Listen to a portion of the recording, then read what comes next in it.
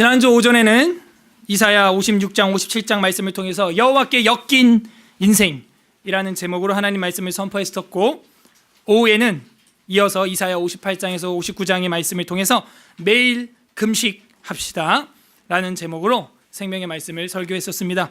한 주간도 안식일의 참 의미와 하나님이 기뻐하시는 언약을 선택하며 만민이 기도하는 집으로서 여호와 하나님과 엮이셨는지요? 그리고 진정한 금식을 이웃에게 행하기 위해서 묵상하셨는지요? 오늘은 진리의 영광봉송이라는 제목으로 이사야 60장에서 61장의 말씀을 전하고자 합니다. 한번 따라해 보시죠. 진리의 영광봉송. 한 번만 더, 좀 어려운, 우리가 잘 쓰지 않는 단어라서 따라해 보시죠. 진리의 영광봉송. 여러분은 지인들에게 한 선물 중에서 가장 빛나는 것이 있다면 어떤 것이었습니까? 여러분이 지인들에게 한 선물 중에 가장 빛나는 선물은 무엇이었나요? 후레쉬? 야광봉? 레이저빔? 조명? 빛나죠? 반짝거리는 반지 빛나죠? 그럼 물리적인 빛보다 빛나는 것은 한 송이 꽃일 것입니다. 꽃. 하지만 오늘 본문은 한 걸음 더 나가서 한 송이 꽃 같은 물리적인 빛보다도 더 밝은 진리의 빛을 말하고 있어요. 물리가 아니고 진리의 빛. 그 선물이 가장 빛나는 선물이라는 것이죠. 따라해 보세요. 물리가 아니고 진리의 빛. 그 선물을 받을 땐 이루 말할 수 없는 가치를 우리는 얻게 됩니다. 그 선물을 줄 때 세상에 측정할 수 없는 가격의 선물을 하게 되는 것이죠. 올림픽에서 성화 봉송 이라는 퍼포먼스가 개의식에 있죠. 그 횃불 들고 이렇게 뛰는 거 있잖아요. 그래서 이제 불을 와 이렇게 점화를 하죠. 그래서 올림픽 경기가 끝나는 내내 그 불을 가스불로 활활 태웁니다. 그 유래가 뭐냐면 우리 기독교적이지 않은 것인데, 그리스 로마 신화에 보면은 그 제우스라고 하는 신이 그 신 중에서는 신으로 나오지 않습니까? 우리는 뭐 그 귀신으로 봅니다만, 그 제우스라고 하는 신이 라는 자가 이복 동생 프로메테우스가 신들이 가지고 놀던 그 불을 인간들에게 유출하여 선물함으로써 제우스가 이걸 알게 되고, 이복 동생이니까 또 얼마나 싫겠어. 제우스가 그 프로메테우스를 갖다가 산꼭대기 바위에 쇠줄로 묶어가지고 형벌을 내립니다. 그래서 독수리들이 날아와 프로메테우스의 간을 쪼아먹는 그런, 놀랄 것도 없어요. 다 뻥이니까 뭐 놀랄 것도 아니고 그런 간을 쪼아먹는 고통을 체험하도록 했어요. 그러나 인간 입장에서 볼 때는 그 불을 선물로 받았다는 것이 인류 문명의 아주 큰 유익이고 큰 빛의 선물이다 해서 그걸 기념하는 제사의식이에요. 그게. 그래서 원래는 올림픽 첫 1회 때는 그걸 하지 않다가 한 34년 정도 지난 뒤에 이런 신화가 있다. 이래도 우리가 아테네 문명, 헬라 문명인데 이런 그리스적인 걸 우리가 좀 개회식에 사용하자. 이래가지고 그 성화 봉송이라는 걸 하게 됐는데, 올림피아라고 하는 지역에서 태양빛으로 불을 지피죠. 막 이렇게 탁탁 성냥으로 하는 게 아니고 태양을 신으로 이제 보기 때문에 태양빛, 우리 돋보기로 불을 일으키듯이 태양빛을 비춰서 자연 불을 점화합니다. 그래서 그 불을 들고 그 경기장까지 어떻게 해요? 뛰어가는 거예요. 뛰어가는 거예요. 그걸 봉송한다라고 해요. 봉송. 그 귀한 것을 가지고 전달한다. 귀한 것을 선물한다. 그래서 귀인이나 윗사람을 전송하는 행위, 혹은 영영 유골 성물 따위를 정중히 운반하는 것, 이것을 봉송이라고 하는 것이죠. 그래서 성화 봉송은 거룩한 빛, 거룩한 불을 전송한다 하는 그런 퍼포먼스예요. 그러나 오늘 본문에 나타나는 여호와 하나님은 그런 제우스 귀신같이 쪼잔한 신이 아닙니다. 오히려 그 빛을 발하라고 나누라고 하십니다. 모든 인간의 그 영광의 불, 그 영광의 빛을 오히려 선물하라고 하십니다. 그것이 오늘 읽었던 이사야 60장 1절, 2절, 3절이에요. 60장의 그 주제는요, 이스라엘의 영광, 이스라엘의 빛, 이스라엘의 불, 이스라엘의 영광, 어떤 걸로 하든지 관계없겠어요. 그게 60장 전체 이야기입니다. 이스라엘의 영광. 그 다음 장인 61장은 그 영광이 임하기 때문에 구원의 기쁜 소식이 오는 것입니다. 그래서 다음 장인 61장은 구원의 기쁜 소식이다 하는 거예요. 원래는 62장까지 봐야 이 한 단락이 끝나는 건데 저희가 시간상 오늘 61장까지만 보도록 하겠습니다. 60장은 이스라엘의 영광, 61장은 구원의 기쁜 소식. 이제 60장을 우리가 들어가 보겠습니다. 이스라엘의 영광. 자, 60장 1절에서 3절까지 우리가 읽었었죠. 자, 1절 봅니다. 일어나라, 빛을 발하라 하는 거예요. 빛을 오히려 발하라라고 명령하고 있어요. 명령어입니다. 발하라라고 하는 이 동사가 명령이에요. 명령. 지금 발해 볼래가 아니에요. 발하라예요. 네, 왜냐하면 이는 하면서 이유를 말하죠. 이는 너 빛이 이르렀고, 이게 무슨 얘기예요? 너의 빛이 이르렀대요. 우리가 기다리던 빛이 우리에게 임했다는 거예요. 이미 왔다는 것이죠. 너가 그렇게 갈망하던 빛, 그것이 너에게 이미 이르렀다는 것이죠. 그래서 이는 내 빛이 이르렀고 이미 왔고 하는 거예요. 그래서 이르렀고 라고 하는 단어에 저는 오늘 초점을 좀 60장에서 두려고 합니다. 이미 왔어요. come, came, go, 왔어요. 그래서 이르렀고 여호와의 영광이 내 위에 임하였음이니라 하는 거예요. 그래서 이미 우리에게 그 영광의 횃불이 붙들려 있다는 거죠. 그러니까 뭐 하라고요? 일어나 빛을 발하라. 그 빛이 뭔지는 이제 뒤에 읽어보면 나와요. 61장까지는 최소한 읽어봐야 됩니다. 자, 2절 보라, 어둠이 땅을 덮을 것이며 캄캄함이 만민을 가리려니와. 그죠? 세상은 어둡죠. 뉴스 틀어봐요. 밝은 뉴스 없어요. 다 어두운 이야기, 캄캄한 이야기, 죄인들의 이야기, 죽음의 이야기밖에 없어요. 오직 여호와께서 너 위에 임하실 것이며, 또 임한다 이렇게 나오죠. 임하신다. come, 임하신다는 거예요. 그 위에 rise upon 등등의 의미가 있죠.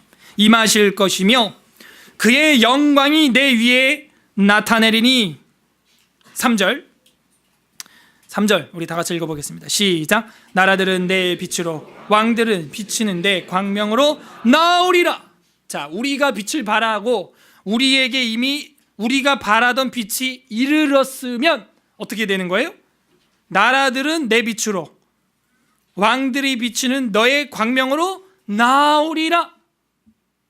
그러니까 우리에게 먼저 그 빛이 이르르면, 다가오면 세상에 어두웠던 캄캄했던 만민의 왕들이, 나라들이 이제 우리에 있는 빛을 보고 또 우리에게 나온다는 거예요. 모인다는 거예요. 이 하라크라고 하는 히브리어는 나올 것이다, 나오리라, 인도하리라 이런 뜻이에요. 그래서 빛을 발하라는 거예요. 여러분, 아침에 일어나면 밤에는 불을 켜야 되는 것이죠. 그죠? 불을 켜야 내가 걸어갈 수가 있는 거예요. 어두우면 꼼짝달싹 못해요. 나아가지 못합니다.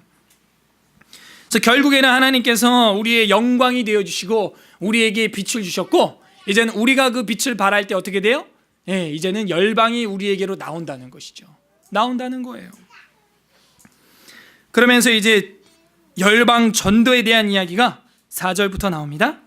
내 눈을 들어 사방을 보라, 무리가 다 모여 내게로 오느니라. 제가 요 단어에 초점을 맞춘다 그랬죠. 이르렀고 나오리라, 오느니라. 지금 그러죠? 내 아들들은 먼 곳에서 오겠고 내 딸들은 안기어 올 것이라. 그러니까 성경을 볼 때 기본이 반복되는 단어를 딱 봐야 논지를 파악할 수 있는 거예요. 어떻게 된다고요? 내 빛이 우리에게 먼저 이르렀다는 거예요. 오셨다는 거예요. 여호와의 영광의 빛이 우리들에게 오시면 열방의 어둠 속에 사는 사람들이 그 빛을 보고 우리에게 또 온다는 것이죠. 5절, 그때 네가 보고 기쁜 빛을 내며 기쁜 빛, 내 마음이 놀라고 또 화창하리니 이는 바다의 부가 내게로 돌아오며, 또 온다 그러죠. 이방 나라들의 재물이 내게로 옴이라, 또 온다 그러죠. 부한 자도 재물 있는 자도 다 그 하나님의 영광 앞에 엎드려 나온다는 거예요. 6절, 허다한 낙타 미디안과 에바의 어린 낙타가 내 가운데에 가득할 것이며 스밧 사람들은 다 금과 유향을 가지고 와서라는 단어가 또 있어요. 여호와의 찬송을 전파할 것이며 게달의 양무리는 다 내게로 모일 것이요 느바요의 숫양은 내게 공급되고 내 제단에 올라 기꺼이 받음이 되리니 내가 내 영광의 집을 영화롭게 하리라. 그러니까 일어나라 빛을 발하라 1절에서 말했던 건 여호와의 영광이 우리에게 임했고 우리가 여호와 하나님의 영광의 집이 되었다는 거예요. 밝은 집이 되었다는 것이죠. 그랬더니 어떻게 돼요? 어둠과 캄캄함에 있었던 나라와 왕들이 재물을 싸들고 온다는 거예요. 자, 그 다음에 8절, 저 구름같이 비둘기들이 그 보금자리로 날아가는 것 같이 날아오는 자들이 누구냐? 날아온대. 이제는 오는데 어떻게 와요? 날아온다는 거예요. 어떻게 하면? 일어나라 빛을 발하라에 순종하면.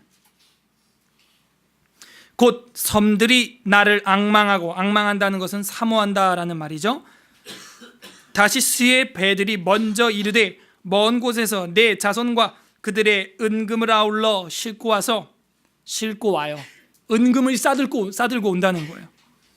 하나님 여호와의 이름에 드리려 하며 이스라엘의 거룩한 이에게 드리려 하는 자들이라. 이는 내가 너를 어떻게 했어요? 영화롭게 하였음이니라. 그러니까 우리가 빛을 발할 수 있는 이유는 우리 자체가 발광체이기 때문이 아니라 하나님의 영광의 빛이 우리 속에 들어와 있기 때문에 우리가 그 영광의 빛을 어떻게 해요? 반사할 때, 반사체가 될 때 열방이 다 우리에게로 돌아온다는 거예요. 그러니까 우리가 이제 유치한 생각 버려야 돼요. 올 새해 내가 어떻게 하면 인간관계 릴레이션을 좀 많이 갖고 대인관계 좀 잘할까, 나이스해질까, 그런 걱정하지 마세요. 그런 수평적인 관계에 목매는 자들이 아니에요. 우리는 돈 많고 권력 있는 자들 밑에서 아부하려고 우리가 이 땅에 존재하는 게 아니에요. 사회를 보세요. 돈 많고 권력 있는 자들이 뉴스에 오르락 내리락 하잖아요. 또 모 회장 불륜 어쩌고 저쩌고 뭘 배울 게 있다 그래요. 거기 수직 관계에 집중을 하셔야 됩니다. 하나님과의 관계에 집중을 하면 수평 관계는 자동으로 따라올 줄로 믿습니다. 이게 오늘 본문의 핵심이에요. 너는 그냥 빛을 발해. 그러면 열방을 다 돈 싸들고 네 옆에 내가 모아줄 테니까. 우리는 자꾸 옆에 수평 관계에만 집중을 하고 있다. 하나님과의 연결되어 있는가에 관심이 없고 말이죠. 그 빛을 우리가 받아야 되는데 옆 사람에게 너무 치중한다 이거죠. 우리를 영화롭게 하시는 분은 영광의 하나님인 줄로 믿습니다. 10절, 내가 노하여 너를 쳤으나, 징계했으나 이제는 나의 은혜로 너를 불쌍히 여겼은즉. 이런 본문 때문에 학자들 간의 의견이 분분해요. 이 39장 이후의 이사야는 바벨론 포로 이후가 아니냐? 왜? 여기 이런 데 보면 내가 노하여 너를 쳤으나라고 과거형으로 돼 있잖아요. 그래서 이런 부분들이 이제 좀 우리로 하여금 어려운 부분이 있죠. 하지만 그게 꼭 바벨론 포로냐? 그전에도 많이 맞았다, 이스라엘은. 그렇게 또 해석을 하면 참 난해한 본문 중에 하나입니다. 어쨌건 중요한 것은 회초리를 맞았었다. 이 정도 우리가 기억하면 되겠어요. 이제는 나의 은혜로 너를 불쌍히 여겼은즉 이방인들이 내 성벽을 쌓을 것이요 그들의 왕들이 너를 섬길 것이며. 어떻게 된 거예요? 일어나 빛을 발하니까 오히려 주위 사람들이 알아서 와서 나의 일을 해준다는 거예요. 내가 몸부림치고 내가 뭐 아둥바둥 그게 아니고요. 자, 11절 내 성문이 항상 열려 주야로 닫히지 아니하리니 이는 사람들이 내게로 이방 나라들의 재물을 가져오며 또 온대 그들의 왕들을 포로로 이끌어 옴이라. 온대요. 12절 너를 섬기지 아니하는 백성과 나라는 파멸하리니 그 백성들은 반드시 진멸되리라. 레바논의 영광 곧 잣나무와 소나무와 황양목이 함께 내게 이르러 내 거룩한 곳을 아름답게 할 것이며 내가 나의 발둘 곳을 영화롭게 할 것이라. 아, 예루살렘, 이스라엘 나라는 역할이 뭐예요? 여호와 하나님의 발을 두는 곳이다. 이런 걸 지금 얘기해주고 있죠. 내가 거기 발을 두고 거기 딛고 서 있을 것이야. 그걸 보여주고 있죠. 14절 너를 괴롭히던 자의 자손이 몸을 굽혀 내게 나아오며 너를 멸시하던 모든 자가 내 발 아래 엎드려 너를 일컬어 여호와의 성읍이라 이스라엘의 거룩한 이의 자이온 시온이라 하리라 하는 것이죠. 예루살렘을 말하는 것입니다. 뭐예요? 결국 이 나라의 회복은 그 나라가 여호와의 영광의 빛을 발할 때 회복은 일어난다는 거예요. 우리 신앙의 회복, 2015년과 다른 2016년을 살기 위해서는 수평관계가 아니고 수직관계의 영광에 집중할 때 하나님이 어떻게 해요? 모든 것을 회복시켜 주신다는 것이죠. 그리고 이방 나라 사람들의 입술을 통해 시온의 영화로움이 임했다 라는 고백이 나오게 해주신다는 거예요. 저 친구는 하나님이 저렇게 도와주신 것 같아. 이런 고백이 나오게 한다는 거죠. 15절 전에는 네가 버림을 당하며 미움을 당하였으므로 내게로 가는 자가 없었으나 이제는 내가 너를 영원한 아름다움과 대대의 기쁨이 되게 하리니 회복의 메시지예요. 16절 네가 이방 나라들의 젖을 빨며 묻 왕의 젖을 빨고 나 여호와는 내 구원자 내 구속자 야곱의 전능자인 줄 알리라 하는 것이죠. 왜냐? 과거에는 몰랐어요. 이스라엘 백성들도 애굽 사람처럼 10가지 재앙을 당해도 깨닫지 못했습니다. 근데 여기 똑같은 말이 나오고 있죠. 전능자인 줄 뭐하리라? 이젠 알리라 하는 거예요. 하나님을 알아가는 과정인 거예요. 하나님이 구원자요, 하나님이 구속자요, 이스라엘의 야곱의 전능자인 줄을 알게 하기 위하여 잠시 회초리를 들었다는 것이죠. 17절 하나님의 능력이 나타나면 어떤 기적적인 치료가 일어나는지 보여주는 구절입니다. 17절 내가 금을 가지고 놋을 대신하고 놋은요 동메달 무슨 얘기예요? 동메달 대신 금메달로 내가 바꿔주겠다는 거예요. 은을 가지고 철을 대신하고 철 대신 은메달을 주겠다는 거예요. 놋으로 나무를 대신하고 나무 대신 동메달을 주겠다는 거예요. 철로 돌을 대신하고 돌 대신 철을 주겠다는 거예요. 화평을 세워 관원으로 삼으며 공의를 세워 감독으로 삼으리니 이게 하나님의 능력이에요. 우리는 돌밖에 안 되고 철밖에 안 되고 놋밖에 안 되고 은밖에 안 되고 동메달밖에 안 되지만 하나님이 역사하시면 그게 금메달로 바뀐다는 거예요. 18절 다시는 강포한 일이 내 땅에 들리지 않을 것이요 황폐와 파멸이 내 국경 안에 다시 없을 것이며 네가 내 성벽을 뭐라 그래요? 구원이라. 그러니까 시온 예루살렘 자체가 뭐가 된다는 거예요? 영광, 구원의 성읍이 된다는 거예요. 내 성문은 뭐라고요? 찬송이라. 그러니까 우리가 영광을 보면요 노래가 터져 나와야 되네. 빛을 보면 노래가 나와야 되는 거예요. 찬송이 터져 나와야 됩니다. 자, 19절이 별표 1000개짜리 19절 결론이에요. 그래서 어떻게 해야 되냐? 하나님 어떤 분이시냐? 19절 다 같이 우리 한 목소리로 읽겠습니다. 시작. 다시는 낮에 해가 내 빛이 되지 아니하며 달도 내게 빛을 비추지 아니할 것이요 오직 여호와가 내게 영원한 빛. 네. 다시는 해나 달이 빛이 아니고요. 물리적인 빛이 아니고 진리의 빛. 그가 누구라는 거예요? 여호와가 내게 영원한 빛이 불이 영광이 되며 내 하나님이 내 영광이 되리니. 이 꺼지지 않는 불, 그걸 가져가라는 거예요. 그래서 하나님의 마음이 뭡니까? 영원히 우리를 밝은 나라로, 밝은 곳으로 인도하시고 싶은 그 마음이에요. 애기들이 잠잘 때 꼭 불 켜달라 그러죠. 아이들 키워보신 분들 불 켜요. 왜? 끄면은 일단 본성적으로 싫은 거예요. 그게 밖이 왜 깜깜해요? 이제 깜깜해졌어요. 깜깜한 거 다 아는데도 나도 보고 있어, 깜깜한 거. 근데 밖이 깜깜해요, 깜깜해요. 계속 그래. 왜 그래요, 애들이? 무서운 거예요. 어둠은 싫은 거예요. 하나님이 불 껐다, 자라고 불 껐다, 이제 그렇게 알려주죠. 근데 하나님은 뭐예요? 영원히 우리의 빛이 되어 주시고 영원한 우리의 영광이 되어 주신다는 것이죠. 밝은 거 싫어할 사람이 세상에 어디 있어요. 핸드폰 가게도 조명을 밝게 해놓으면 매출이 올라간다는데. 20절. 다시는 내 해가 지지 아니하며 내 달이 물러가지 아니할 것은 여호와가 내 영원한 빛이 되고 내 슬픔의 날이 끝날 것임이니라. 내 슬픔의 날이 끝날 것임이니라. 우리가 가지고 있는 슬픔은요, 그거 끝나는 거예요. 걱정 마세요. 끝나는 슬픔이에요. 빛이 영원한 것입니다.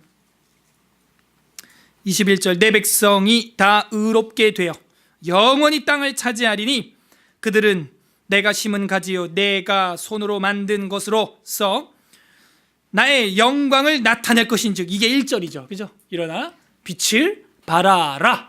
명령이에요. 빛을 발해야 되는 거죠. 22절.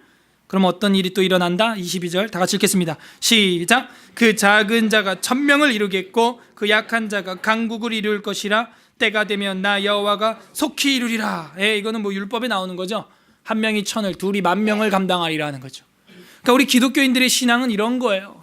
수평 관계 맺어가지고 1000명의 박사들과 일할 때에도 소득이 있겠지만 수직 관계, 하나님과 연결되어 그 영광의 빛을 보면 나 혼자 해도, 혼자가 아니죠, 하나님과 함께하면 훨씬 더 좋은 성과를 거둘 수도 있다는 것입니다.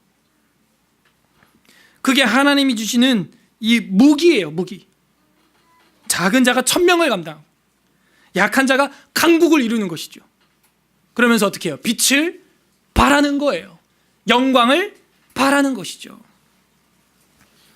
자, 그러면은 그 영광의 빛이 무엇이냐 하는 게 이제 61장에 나온다. 그래서 60장은 이스라엘의 영광에 대한 소개였죠, 지금. 그다음에 61장은 그 영광이 뭐냐? 구원의 기쁜 소식이다 하는 거예요. 오늘 이 영광을 여러분 마음속에 다 품고 가시길 바랍니다.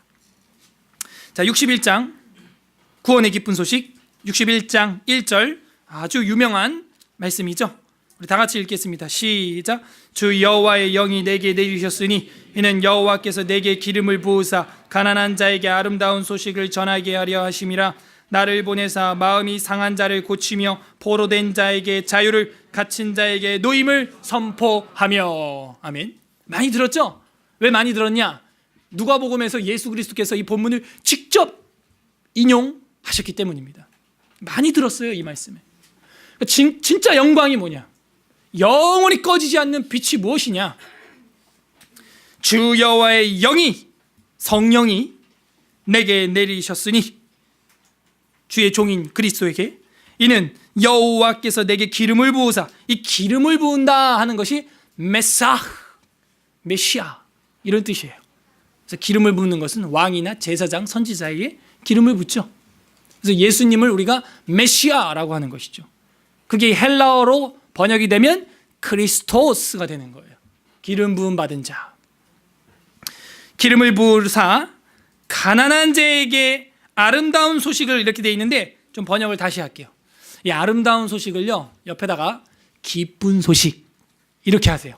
이 기쁜 소식이라고 하는 말이 맞아요. 이 구약의 히브리어를 헬라어로 번역한 70인역이라고 하는 성경이 있습니다. 그 70인경에 보게 되면 이 아름다운 소식이라고 하는 단어를 헬라어로 유앙겔리스 사이 이렇게 번역이 되어 있어요. 그래서 유앙겔리온 들어보셨죠? 그것이 이제 복음, 굿뉴스, 기쁜 소식 이런 단어거든요. 정확히 복음서에는 기쁜 소식이라고 번역이 되어 있어요. 그래서 우리가 번역의 일관성을 따라 아름다운 소식도 좋지만 기쁜 소식이다 하는 것이죠. 왜냐하면은 아까 60장 5절 보세요. 거기도 보면 그때 네가 보고 기쁜 빛을 내며 이렇게 돼 있죠. 60장 5절에 그때 네가 보고 기쁜 빛을 내며 그렇게 돼 있죠. 그러니까 그 기쁜 빛은 기쁜 소식이어야죠. 그러니까 좀 이런 게 통일성이 있으면 좋겠는데 조금 아쉬워요. 제가 정정을 좀 합니다. 다시 61장 1절 중반, 가난한 자에게 기쁜 소식을 전하게 하려 하심이라. 나를 보내사 마음이 상한 자를 고치고 포로된 자를 자유케 갇힌 자를 놓이게 한다는 거예요. 그것이 뭐라고요? 하나님의 영광, 하나님의 기쁜 소식이라는, 그게 다가 아니에요. 넘기고요. 2절, 여호와의 은혜의 해와 우리 하나님의 보복의 날을 선포하며 모든 슬픈 자를 위로하되. 두 가지죠. 은혜의 해, 보복의 날. 이 두 개가 반드시 있다는 거예요. 은혜의 해와 보복의 날이 있다는 거예요. 그러면 뭐가 돼요? 위로가 된대요. 슬픈 자에게. 억울하죠? 억울한 일들 많이 겪죠, 우리가. 위안부 할머니들도 억울한 일 많이 겪는 거예요. 그 억울한 일들을 걱정 말라는 거예요. 마지막에 하나님이 보복의 날이 있다는 거예요. 마지막에 하나님이 심판 날이 있다는 거예요. 저 세상 통치자들은 잘못된 판결을 오판을 내리지만 우리 하나님 마지막 최후의 심판, 백보자 심판에는 정의와 공법으로 ጼ데크와 미슈파트로 재판하신다는 거예요. 그래서 하나님은 계셔야 돼요. 하나님 없으면 저 할머니들 억울해서 어떻게 살아? 하나님 없으면 저 북한의 기독교인들, 선량한 국민들 저 억울해서 어떻게 살아요? 모든 슬픈 자를 위로하되. 3절 끝이 아니에요. 어떻게 위로하시느냐? 모든 시온에서 슬퍼하는 자에게 화관을, 꽃의 모자를, 면류관을 씌워준다는 거예요.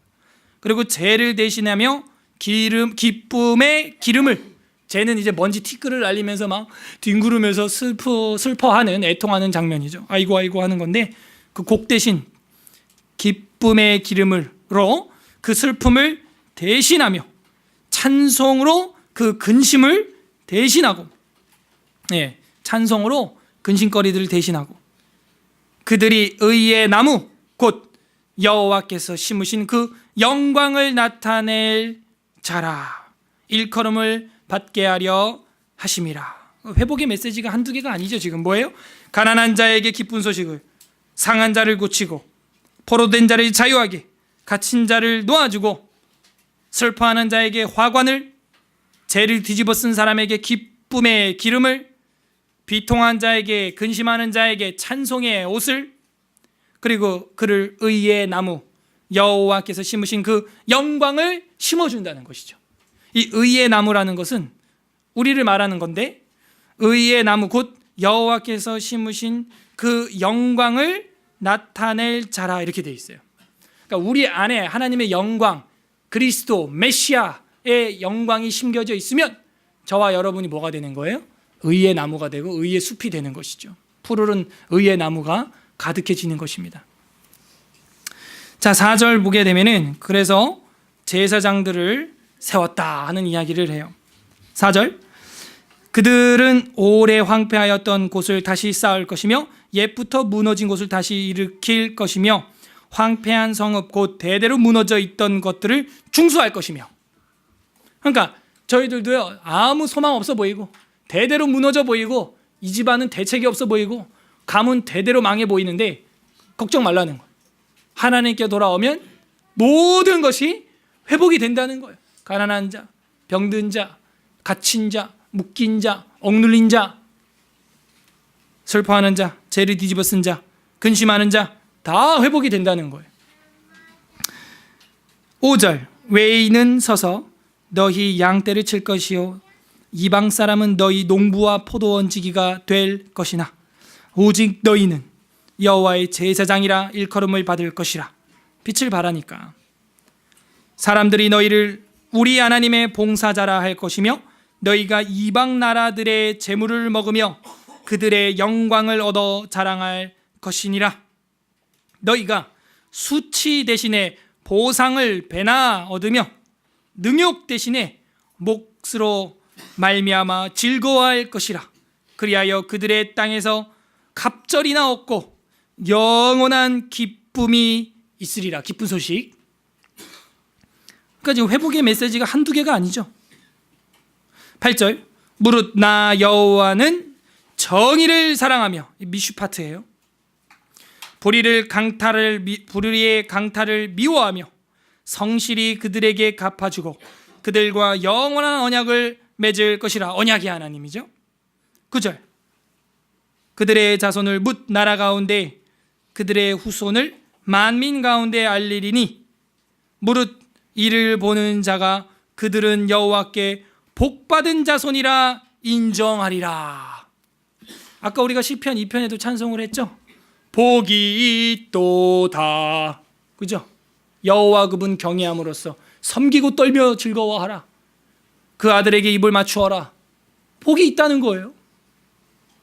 그 후손들에게 복이 있다는 거예요. 우리 지난주에 공부했죠. 그 후손은 그 후손에게 후손의 입에서 떠나지 아니하리라 했던 59장 21절의 말씀을 우리가 기억합니다. 결국에는 그것이 연결되는 거예요. 60장과 61장과. 59장 21절에 여호와께서 이르시되 내가 그들과 세운 나의 언약이 이러하니 곧 내 위에 있는 나의 영과 내 입에 둔 나의 말이 이제부터 영원하도록 내 입에서와 내 후손의 입에서와 내 후손의 후손의 입에서 떠나지 아니하리라 하시니라. 이게 지금 우리가 방금 봤던 61장 9절에 연결이 되는 것이죠. 61장 9절에 그들의 자손을 문나라 가운데서 그들의 후손을 만민 가운데서 알리리니 무릇 이를 보는 자가 그들은 여호와께 복받은 자손이다. 그러니까 우리가 빛을 발할 때 우리의 자손들이 아들, 손자, 증손자들이 복된 가문이 될 줄로 믿습니다. 그걸 지금 보여주고 있는 거예요. 자, 10절이 별표 1000개짜리예요. 또 10절 다 같이 한번 읽어보겠습니다. 10절 시작. 내가 여호와로 말미암아 크게 기뻐하며 내 영혼이 나의 하나님으로 말미암아 즐거워하리니 이는 그가 구원의 옷을 내게 입히시고 공의의 겉옷을 내게 더하심이 신랑이 사모를 쓰며 신부가 자기 보석으로 단장한 같게 하셨습니다. 이 복음이에요. 복음. 이거는 지금 무슨 얘기예요? 여호와로 말미암아 기뻐하라는 거예요. 즐거워하라는 거예요. 그게 뭐예요? 빛을 발하는 거예요. 기독교인들의 얼굴이, 서울의 사랑교회 성도들의 얼굴을 보면 즐거워하고 기뻐해야 하는 것이죠. 왜요? 이는 이유가 나오잖아요. 그가 뭘 입혔어요? 구원의 옷, 밑줄. 구원의 옷을 입혀주셨어요. 옷은 제가 뭐라 그랬어요? 죄의 결과라 그랬죠? 인류가 원래는 벌거벗고도 부끄러움을 몰랐던 존재였는데 죄를 지음으로 말미암아 아담이 하와가 선악과를 먹음으로 말미암아 부끄러움이라는 걸 알게 되었고 이 옷이라는 걸 입게 되었어요. 그래서 제가 옛날에 설교한 것 중에 또 수요 예배 때도 제가 얼마 전에도 했는데 옷이 날개가 됩니다 라는 설교가 있었어요. 기억나요? 옷이 날개가 됩니다. 기억나시는 분 손 들어봐. 내리세요. 제목은 일단 기억나시네. 설교를 잘한 건지 여러분이 잘 들은 건지 하나님 은혜죠. 결국 옷이 날개가 되는 거예요. 이 겉옷 말고요. 여기서 말하는 옷은 뭐예요? 구원의 옷. 그리스도로 옷 입을 때 정말 날개가 돼서 천국으로 올라가는 거예요. 옷이 날개가 되는 거예요. 이게 뭐예요? 복음이에요. 복음. 우리는 부끄러운 죄인이고 벌거벗은 죄인이지만 예수 그리스도의 십자가의 보혈로 옷 입은 줄로 믿습니다. 그러면 그 죄가가 감춰지는 거예요. 이거를 기독교 용어로 교리적 신학적 용어로 뭐라 그래요? 어우야. 좋아요. 칭의라고 하는 거예요. 원래는 죄인인데 의롭다고 칭해 주는 거예요. 칭의, righteousness. 그러니까 의롭다고 쳐주는 거죠. 부끄럽지 않다고 쳐주는 거죠. 이 옷이 지금 입었으니까. 그래서 구원의 옷을 그렇게 이해하셔야 됩니다. 내게 입히시고 공의의 겉옷을 내게 더하심이, 신랑이 사모를 쓰고, 사모라는 것은 아름답게 꾸며진 신랑의 그 화관 같은 것이죠. 아름다운 면류관이죠. 결혼할 때 쓰나 봐요. 신부가 자기 보석으로 단장함 같게 하신다는 거예요. 그래서 뭐 하라고요? 기뻐하며 즐거워하라는 거예요. 우리 안에 이 구원의 기쁨, 천국의 즐거움이 날마다 마음속에서 샘솟기를 바랍니다. 비록 우리의 환경이 잠시 잠깐 낙심되고 매를 맞아서 엎드러진 것 같고 마귀가 시험하는 것 같을지라도 마음속 깊은 곳에서, 내 영혼의 깊은 곳에서 맑은 가락이 흘러나와야 되는 것입니다. 극히 깊은 데서 나와야 돼요. 그게 우리 기독교인들이 환난을 대하는 자세예요. 마지막 절 다 같이 읽겠습니다. 11절 시작. 땅이 싹을 내며 동산이 거기 뿌린 것을 움돋게 함같이 주 여호와께서 공의와 찬송을 모든 나라 앞에 솟아나게 하시리라. 아멘. 공의와 찬송을 모든 나라 앞에서 솟아나게 한다는 거예요. 원래는 땅 속에 감춰져 있는 씨앗 같았는데 봄이 되면 땅을 갈라버리고 나오는 싹처럼 우리 속에서 마치 죽은 겨울 같은 땅을, 마음밭을 쪼개고 공의와 찬송의 싹이 나오게 해주신다는 거예요. 그게 하나님의 섭리라는 것입니다. 하나님의 목적이라는 것이죠. 정리를 좀 해보겠습니다. 우리는 한낱 신화에 나오는 프로메테우스에게 받은 불이나 나르는 자가 아닙니다.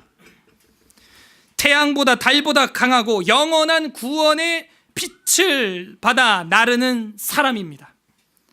우리 하나님 여호와는 제우스 귀신처럼 프로메테우스의 간이나 뜯어먹는 신이 절대 아닙니다. 오히려 우리가 하나님께로부터 받은 영광의 불을 발하고 나눌 때 온 세상이 우리에게 안기어 돌아올 것이고 모여서 돌아올 것을 기뻐하시는 하나님이십니다. 그리고 우리의 구원자 되시고 구속자 되시고 전능자 되셔서 돌을 철로 만드시고 나무를 동으로 만드시고 철을 은으로 만드시고 동메달을 금메달로 만드시는 하나님이십니다.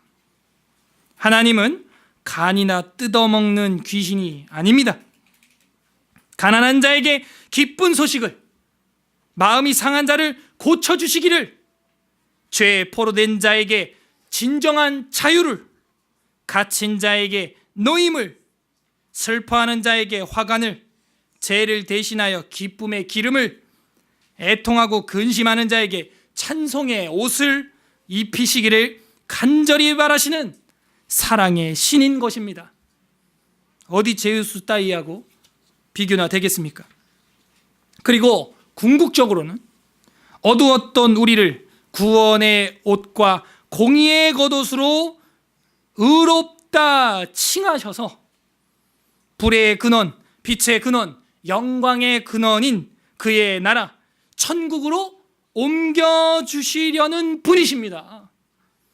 그리고 우리를 올림픽 성화봉송 주자보다 훨씬 값진 진리의 영광봉송 주자로 빛 가운데 초대해 주신 것입니다. 그것이 진리의 영광봉송이라는 거예요. 하나님의 복음, 그 진리의 빛을 우리가 품고 세상을 향해 빛을 발하라 하는 것이죠. 그 빛을 고귀하게 전달하달하는 거예요. 영광 봉송자가 되는 것이죠. 자, 우리가 관련 구절 신약 성경 몇 개 보도록 하겠습니다. 누가복음 4장 18절. 설교는 이제 결론을 향해 가고 있죠. 누가복음 4장 18절. 신약 성경 94페이지입니다. 신약 94페이지. 누가복음 4장 18절에서 21절 우리 교독하도록 하겠습니다. 94페이지. 누가복음 4장 18절에서 21절까지 제가 먼저 18절 읽겠습니다. 누가복음 4장 18절. 주의 성령이 내게 임하셨으니 이는 가난한 자에게 복음을 전하게 하시려고 내게 기름을 부으시고 나를 보내사 포로된 자에게 자유를, 눈먼 자에게 다시 보게 함을 전파하며 눌린 자를 자유롭게 하고 책을 덮어 그 맡은 자에게 주시고 앉으시니 회당에 있는 자들이 다 주목하여 보더라. 이 글이 오늘 너희 귀에 응하였느니라 하시니 아멘. 오늘 너희 귀에 응하였느니라 하는 거예요. 그 빛이 임했다라는 것이죠. 그 영광이 왔다. 그 진정한 해방이 일어났다 하는 거예요. 그 해방이 뭐예요? 죄로부터 해방, 죽음으로부터 해방, 어둠과 사망과 지옥으로부터 해방, 포로에로부터 해방, 억눌리고 눈먼 자로부터의 해방, 그 해방을 보여주셨다는 거예요. 영원한 해방이 너희에게 이르렀다. 이거는 지금 예수님이 직접 하시는 말씀입니다. 이게 이사야 61장에 나오는 그 본문을 그대로 인용을 하고 있는 것이죠. 우리 주님께서. 마태복음으로 한번 가볼까요? 5장 14절 앞으로 갑니다. 마태복음 5장 14절. 마태복음 5장 14절 다 같이 읽겠습니다. 신약 5장이니까 6페이지? 예. 마태복음 5장 14절 다 같이 읽겠습니다. 시작. 너희는 세상의 빛이라. 산 위에 있는 동네가 숨겨지지 못할 것이요. 빛을 발하라 라고 말하고 있는 거예요. 빛을 발하라는 거예요. 너희는 빛이 되라가 아니에요. 빛이라 라고 말하는 거죠. 복음을 받아들이는 순간 우리 마음속은 밝아지는 거예요. 영원한 신의 영광이 임하는 것입니다. 자, 16절 한번 다 같이 볼까요? 그 빛이 이제 무엇이냐? 16절. 마태복음 5장 16절 다 같이 시작. 이같이 너희 빛이 사람 앞에 비치게 하여 그들로 너희 착한 행실을 보고 하늘에 계신 너희 아버지께 영광을 돌리게 하라. 예. 결국에는 우리의 착한 행실, 이것이 빛이 되는 것입니다. 믿는 자의 행동이란, 믿는 자의 삶이란 이게 빛을 발하는 거예요. 그러면 산 위의 마을이 숨기지 못하고 등불을 말 아래 두지 아니하고 말 위에, 등경 위에 두는 것처럼 어둠을 밝히는 빛을 발하는 실천으로 들어가게 되는 것이죠. 요한복음으로 가볼게요. 요한복음 1장 4절. 다음 책이죠. 요한복음 1장 4절 142페이지. 그 빛을 우리가 발하려면 먼저 해야 할 일이 있어요. 요한복음 1장 4절에서 5절 우리 두 절 읽겠습니다. 시작. 그 안에 생명이 있었으니 이 생명은 사람들의 빛이라. 빛이 어둠을 비추되 어둠이 깨닫지 못하더라. 그러니까 그 빛은 누구냐면 예수 그리스도라는 거예요. 그가 오셨는데 어둠이 깨달아요? 못 깨달아요? 못 깨달아. 깨달아야 우리가 밝아지는 거예요. 여러분은 잘 깨닫고 계십니까? 깨달아야 돼요. 주님의 뜻을 알아야 됩니다. 성경 속에서 진리 속에서 그걸 만나야 되는 거예요. 자, 그러면서 에베소서 5장 8절에서 9절 제가 한번 읽어볼게요. 들어보세요. 에베소서 5장 8에서 9절. 너희가 전에는 어둠이더니 이제는 주 안에서 빛이라 라고 말하고 있어요. 빛의 자녀들처럼 행하라. 빛의 열매는 모든 착함과 의로움과 진실함에 있느니라 이렇게 말하는 거예요. 따라해 보세요. 빛의 열매는 모든 착함과 의로움과 진실함에 있다. 이 세 가지를 우리는 명심해야겠어요. 착함. 아까도 예수님 뭐라 그래요? 착한 행실로 보이게 해라 그랬죠? 착함과 의로움과 정의로워야죠. 진실함에 있다. 진리에 기반돼야죠. 진실하게 행동해야죠. 그러면은 전에는 어둠이었지만 주 안에서 빛이라가 되는 거예요. 내 삶을 돌아봐요. 불이 켜져 있나 꺼져 있나? 착함과 의로움과 진실함에 한 주간 있었는가? 없었다면 불이 나간 거예요. 전등 갈아 껴야 됩니다. 자, 마지막 성경 구절 요한계시록 21장 보겠습니다.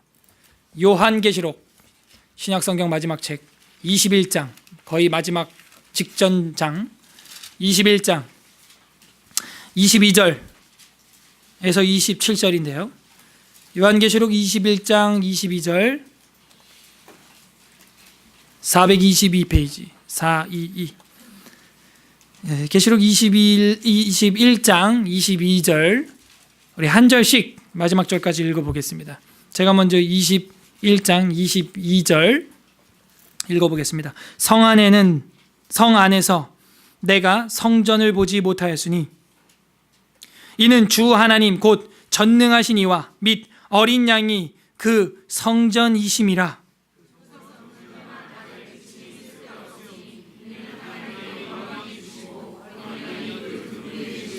만국이 그 빛 가운데로 다니고 땅의 왕들이 자기 영광을 가지고 그리로 들어가리라. 사람들이 만국의 영광과 존귀를 가지고 그리로 들어가겠고 무엇이든지 속된 것이나 가증한 일 또는 거짓말하는 자는 결코 그리로 들어가지 못하되 오직 어린 양의 생명책에 기록된 자들만 들어가리라. 아멘. 이게 뭐라 그래요? 23절에 그 성은 해나 달의 비침이 쓸데 없으니 이는 하나님의 영광이 비치고 어린 양이 그 등불이 되심이라.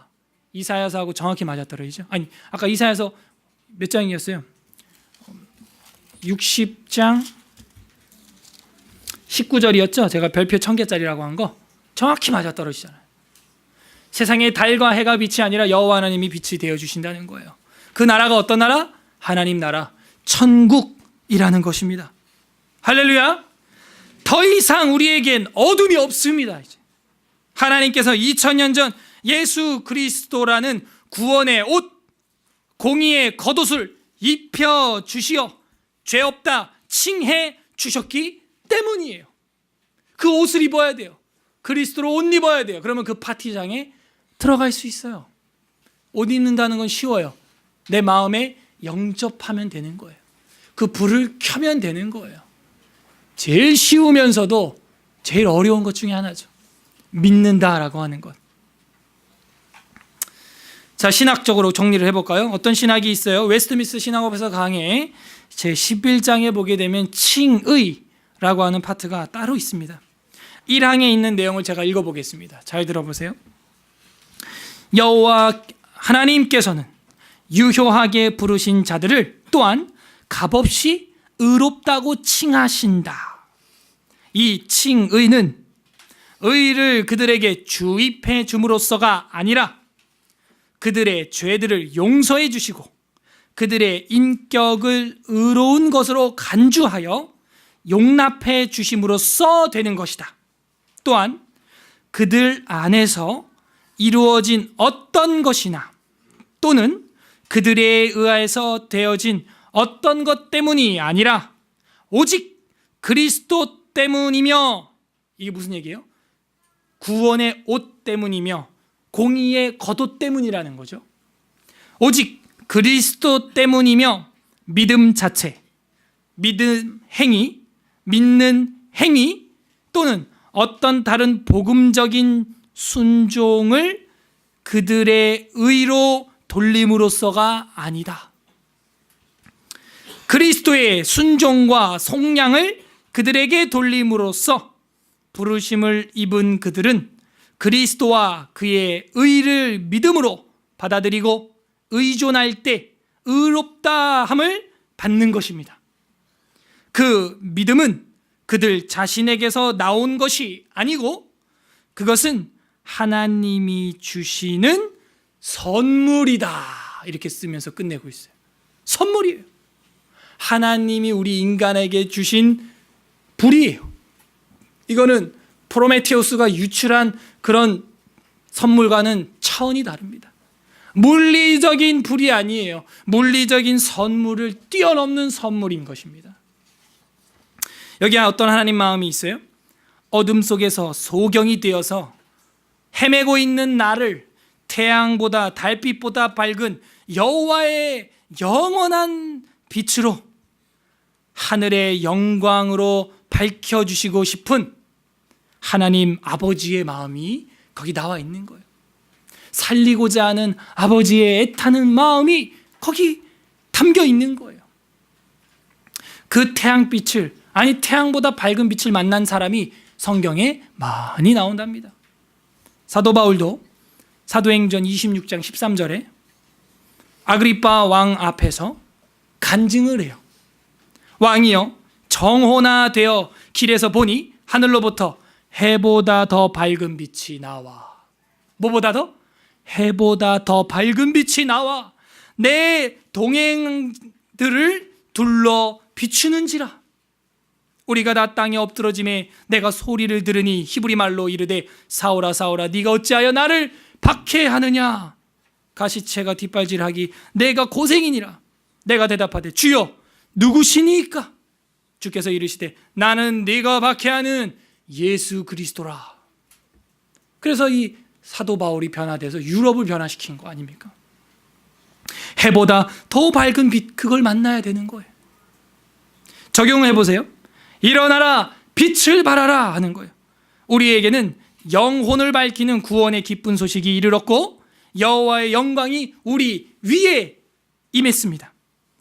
여호와의 영광의 빛을 발하며 살아가야 하는 것이죠. 그리고 그 진리의 영광을 봉송하는 주자가 되어야 하는 것입니다. 그것은 착함과 의로움과 진실한 일을 행할 때 열매를 맺는 것입니다. 빛의 자녀들의 열매죠. 올림픽에서 성화봉송 주자를 하시겠습니까? 아니면 하나님 나라에서 진리의 영광 봉송 주자로 달려가시겠습니까? 끝맺습니다. 구약시대의 모세는 시내산에서 하나님의 계명을 받을 때 얼굴에 말할 수 없는 영광이 임했어요. 두 번째, 스데반 집사님은 오늘날 IS 같은 사람들에게 돌을 맞아 죽기 전에도 얼굴이 천사의 얼굴처럼 보였더라라고 사도행전 6장 말미에 기록하고 있었어요. 세 번째, 우리 주님 예수 그리스도께서도 마태복음 17장과 누가 각각 9장 9장에서 변화산에 올라갔을 때 그 얼굴이 해같이 빛났다라고 기록을 하고 있습니다. 그 이유가 무엇입니까? 우리는 어떻게 그렇게 살 수 있죠? 답이 나왔잖아요, 지금. 모세는 진리의 계명을 대면할 때, 진리의 계명을 받았을 때 얼굴에 광채가 났던 거예요. 스데반은 진리의 말씀을 머금고 전할 때 얼굴이 천사와 같았던 거예요. 우리 주님은, 우리 예수님은 그 자체가 진리이시기 때문에, 말씀이시기 때문에 그렇게 빛난 것입니다. 즉 은혜와 진리를 가까이 할 때 영광이 임했고 진리의 영광 봉송을 하는 경주자로 살 수 있었던 것이죠. 이것은 물리적인 불이 아니라 진리의 불입니다. 물리적인 빛이 아니라 진리의 빛인 것입니다. 제가 좋아하는 박희천 목사님이라는 분이 계세요. 내수동교회 원로 목사님이신데요. 이분 설교에는 성경 말씀밖에 안 전해져요. 저 정신대학교 교수님으로 재직도 하셨는데 이런 말을 기고하셨어요. 신문에. 참기름병 기울이면 참기름이 나오고 석유병 기울이면 석유가 나옵니다. 들어있는 것이 그거니까 그게 나오는 것입니다. 내가 성경을 먹어야 성경의 말이 나옵니다. 누에가 뽕잎을 먹지 않으면 명주실을 낼 수 있겠습니까? 은행에 예금하지 않고 출금할 수 있냐고요? 안 됩니다. 성경 예금을 해 놓아야 성경 출금을 할 수가 있습니다. 성경이 들어가지 않으니 자꾸 다른 말들로 우리 인생을 살아가는 것이죠. 진리를 거울처럼 대해야 모세처럼 스데반처럼 얼굴에서 기쁨의 광채가 나는 것입니다. 부디 우리 서울 에스라교회 모든 구성원들이 날마다 세상과 물리가 아니라 은혜와 진리를 마주하고 묵상함으로 세상에 일어나 빛을 선물로 전달하는 진리의 영광 봉송 주자들이 되시기를 주님의 이름으로 바랍니다. 여러분이 지인들에게 한 선물 중 가장 빛나는 것은 무엇입니까? 이 시간 우리 말씀을 생각하면서 다 같이 기도하도록 하겠습니다. 이 시간 기도할 때 첫째, 한 주간도 물리적인 거울만 보고 진리의 거울을 보지 않았던 것, 경건의 훈련에 경건의 일지에 마음을 두지 못했던 것, 이 땅에 불만 나르고 하나님의 영광의 불을 발하지 못했던 것 용서하여 주시옵소서.